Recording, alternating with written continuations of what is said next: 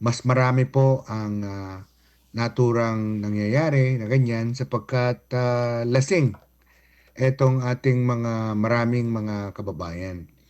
At siyempre, kaakibat dyan ang feeling na entitled o dahil sa may kapangyarihan, paniniwala na ang kababaihan ay isang sex object lamang, o dili kaya ang paniniwala na ang sex drive ng kalalakihan ay hindi makontrol. Mga kasama, siguro oras na panahon na ipaalala sa ating mga kalugar na ang ating mga kababaihan, lalong-lalo na mga kabataan ngayon, ay mayroong mga karapatan. At may mga batas po tayo na siya ngayong i-discuss ngayong hapon patungkol naman sa mga batas sa proteksyon ng kababaihan o kalalakihan laban sa panghahalay, no? Ang mga sumusunod ay mga batas. Number one, yung Republic Act 8353, yung anti-rape law, no?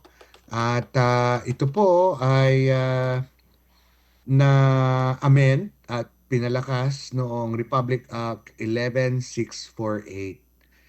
Sa kasong panghahalay, pamimilit ng rape, bombolids, doon sa bagong batas, um, ibinaba na po ang age of consent. Ibig sabihin, bombolids, kung ang o statutory rape, pinapaalala po natin, ang isang babae o lalaki na hinalay Mm. na ang kanyang edad ay 15 anyos pababa. Kahit po pumayag na siya ay makipag-sex, makipagtalik, ang lalaki po ay makakasuhan pa rin ng rape. At ang penalty po rito ay reclusion perpetua. Anong ibig sabihin nitong reclusion perpetua? Ito po ay pagkakulong hanggang 40 anyos. So, napakasakit itong kasong ito Mm. at mahirap, no? Samantala, Bombulids, meron ding nangyayari, lalong-lalo na doon sa mga tinatawag na sex offenders na dahil sa kanilang ah, kapangyarihan, edad at sa kanilang trabaho, no, ay magkukumit ng makakagawa ng sex offense kagaya ng, no, example, pare, teacher, Mm. o dili kaya mga magulang o mga tao na mayroong kapangyarihan na magbigay ng instruction sa kanilang mga ah, bangka kabataan, guardian, teacher, priest, and the like. At ang tawag po rito, pag ang taon naman ay 16 up to 17 bombulids. Mm. Kung ang pakikipag-sex sa kanila ay dahil sa niligawan mo, niloko mo, ghosting, no? Ghosting, ito yung pakikipag-sex tapos biglang mawala, bombulids, Mm. pangako ng kasal, at iba pang uri ng pambobola, bombulids, pwedeng tamaan ang isang tao, kasuhan, lalong-lalo na yung mga matatanda ng qualified seduction. Mm. Ang kaibahan ng seduction at saka rape, bombulids, doon sa Mm. seduction, Yes.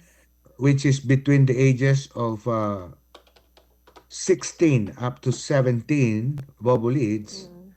ay pumapayag Yes. ang babae na makipag-sex. Pero nanloloko, dahil sa panloloko, pambobola ay napapayag mo o iba pang uri ng pambobola ay nakipag-sex ang isang babae, pwede ka pa rin kasuhan nung babae o dili kaya ang kanyang mga magulang. Mm. no?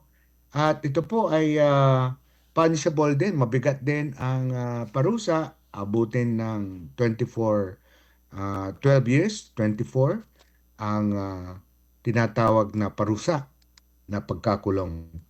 At Bombolits, meron yung laging applicable kung halimbawa walang nangyaring sex o pagpasok ng anumang bagay, no? Kahit na hindi yung ari ng lalaki ang pumasok, Mm. pong kamay o iba pang mga gamit, no? Pwede rin o dili kaya panghihipo, Mm. no? Papasok din sa kasong child abuse, no? Child Abuse, Republic Act 7610. Ito po yung mga panghahalay, eksploitasyon, paggamit ng mga kabataan sa mga bars, no? At iba pang uri ng corruption of minors, Bombolits.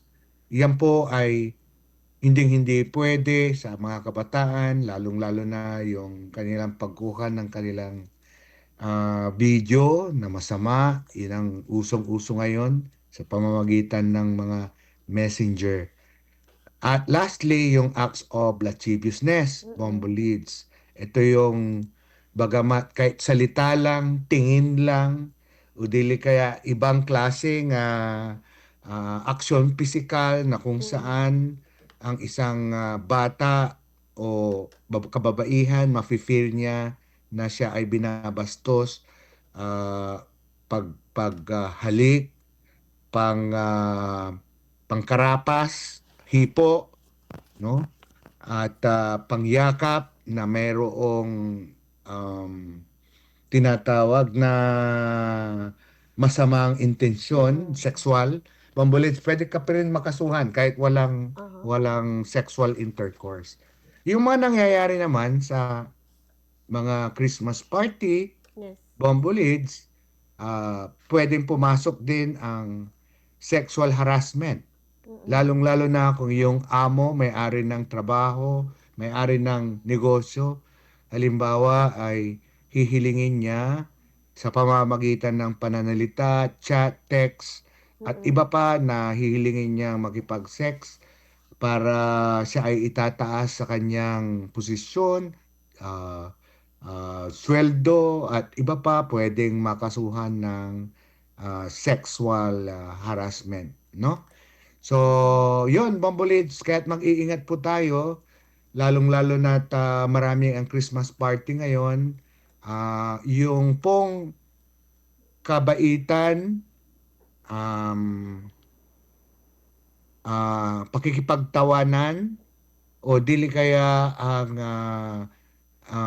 masarap o matamis na ngiti ng isang Mm. babae. Huwag po natin itong ah, bigyan ng masamang kahulugan, no? Kinakailangan po lagi po tayong maging maginoo at umakto kahit na lasing na naaayon naman sa ating posisyon, pinag-aralan at ang ating aral sa ating kanya-kanyang relihiyon, sana po ay yun ang mamagitan. Go ahead, Bambolits.